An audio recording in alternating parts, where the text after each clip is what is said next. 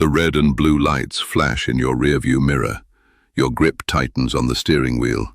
You glance down at your speed. Maybe you were a little over, maybe not. Your mind starts racing faster than your car was. Where do I pull over? What did I do? Why is he still following so close? You slow down, signal, and pull to the right. The engine hums quietly as you sit there, waiting. And in that silence, every second feels longer than it should. Let me ask you something before we go any further. Have you ever been pulled over and felt like the situation was getting out of your control, even though you were trying to do everything right? If you have, I want you to drop your experience in the comments, because what you felt in that moment matters more than most people realize.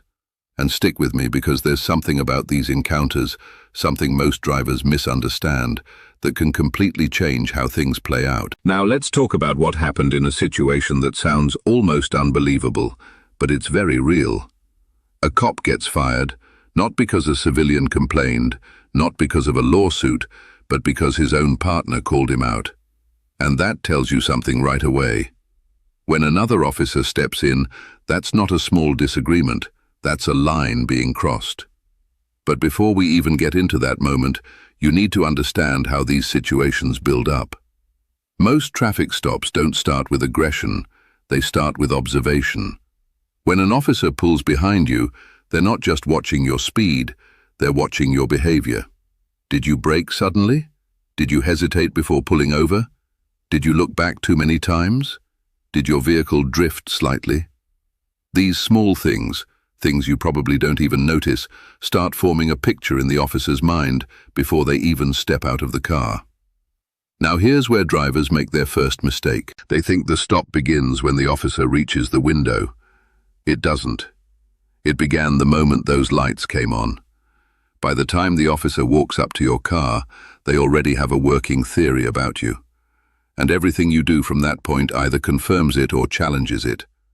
So imagine this scenario. The officer approaches. You roll your window down halfway, hands visible, trying to do everything right. Good evening. Do you know why I pulled you over? That question right there, simple on the surface, is one of the most misunderstood moments in any traffic stop. Most drivers panic and start guessing. Was I speeding? Did I miss a sign? I'm sorry if I did something wrong.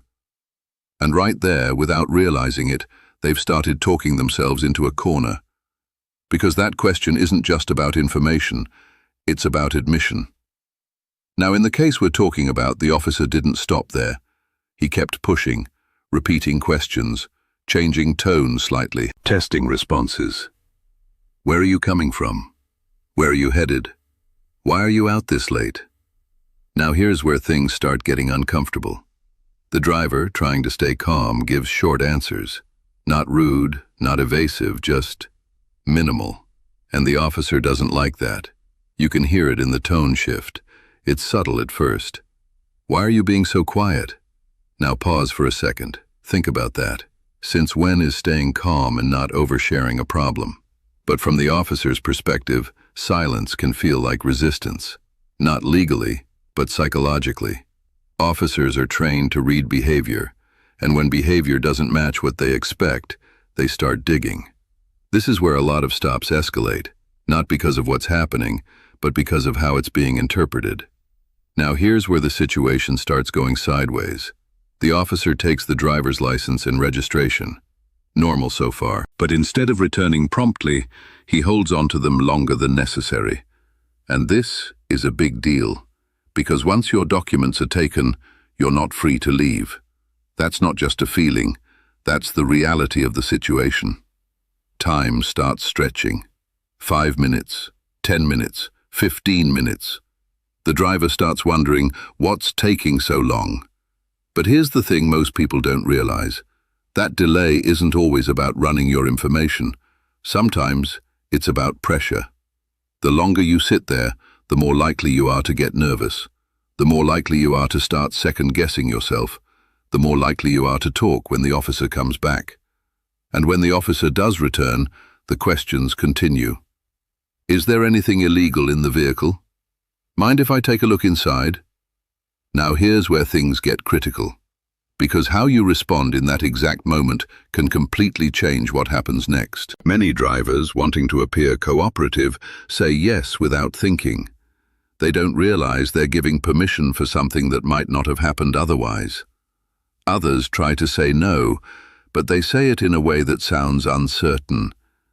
I mean, I'd rather not. That hesitation? It gets noticed. Now, in this particular case, the driver declined the search calmly and clearly, and that's when the tension spiked. The officer's tone hardened. Step out of the vehicle. Now, legally, officers can ask you to step out during a traffic stop. That's been established. But the way it's done, the tone, the timing, the reasoning, that's where things start to matter. The driver steps out, hands visible, still compliant. But the officer keeps pushing. Why are you so nervous? You got something to hide? Now think about that. You're on the side of the road, lights flashing, being questioned repeatedly. Your body is naturally going to react. Heart rate up, breathing shallow. That's not guilt, that's human. But in that moment, natural reactions get reinterpreted. And this is where the second officer, the partner, starts paying closer attention. Because from his perspective, something feels off. Not just with the driver, but with his own partner's behavior. Now here's the turning point. The first officer starts escalating further, suggesting things, pushing narratives, trying to justify a deeper search without clear cause. And the partner steps in, not aggressively, not dramatically, but firmly. Hey, what's the probable cause here? That question changes everything, because now it's not just a civilian being questioned, it's an officer being questioned by another officer, and that's rare. You can feel the shift immediately. The first officer hesitates, just for a second, but it's enough. Because now his actions are being evaluated in real time, and this is something most drivers never get to see. Internal accountability happening right there on the roadside. The partner isn't just asking a question, he's drawing a line. What are we doing here, and why? And the answer isn't clear. Because up to that point, the stop had drifted from a simple traffic violation into something else entirely.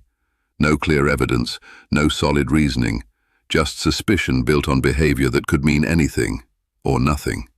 The partner recognizes that, and he doesn't let it slide. Now think about how rare that is.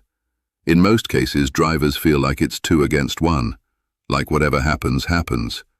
But in this situation, the dynamic flipped, and that's what ultimately led to consequences. Because when this kind of behavior gets documented, when it's seen, questioned, and challenged, it doesn't just disappear. It follows the officer. And in this case, it led to termination. Now let's slow down for a second because there's something important here that most people miss. This wasn't about one bad moment.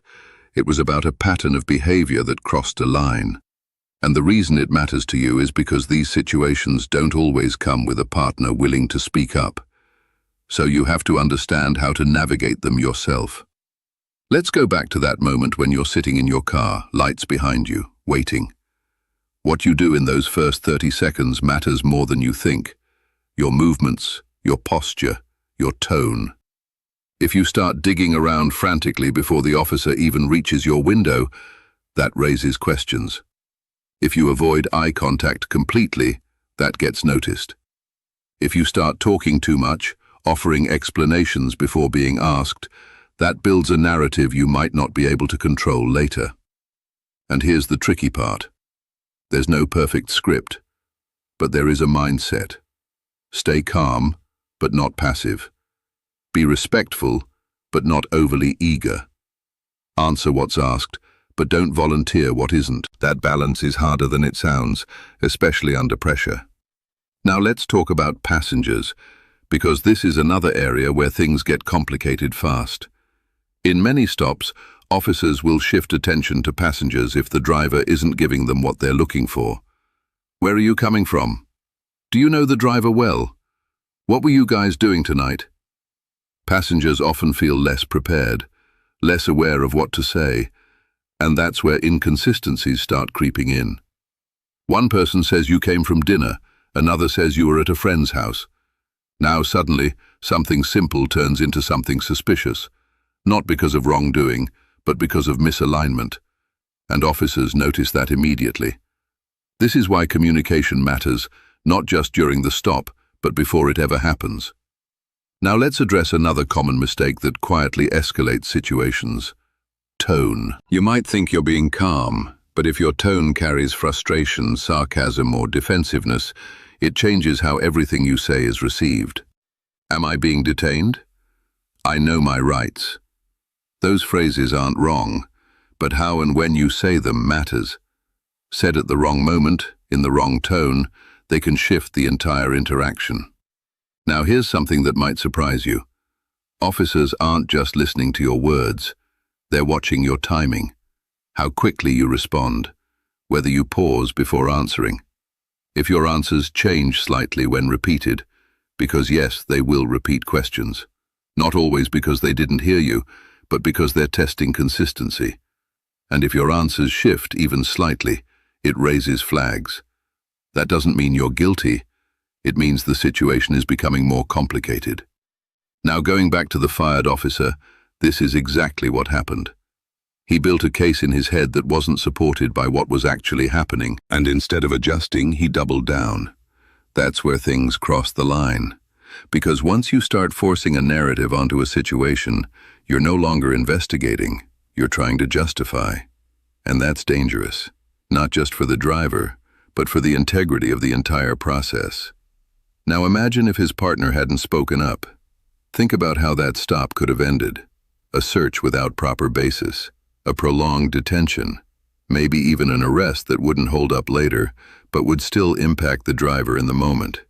That's the reality people don't talk about enough. Even when things get dismissed later, the experience itself stays with you. The stress, the confusion, the feeling of being powerless. So what do you take from all this?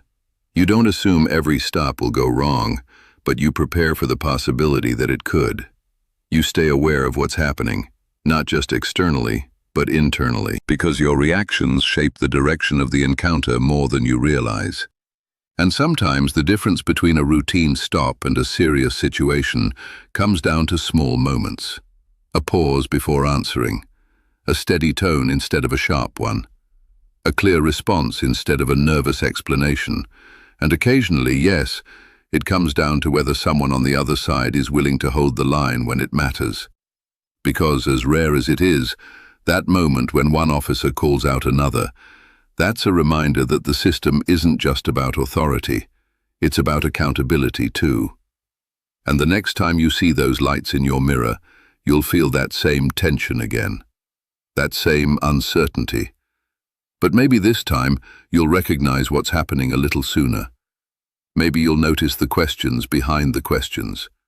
Maybe you'll understand why silence sometimes speaks louder than words. And maybe, just maybe, you'll avoid the kind of situation that starts small and turns into something you never expected.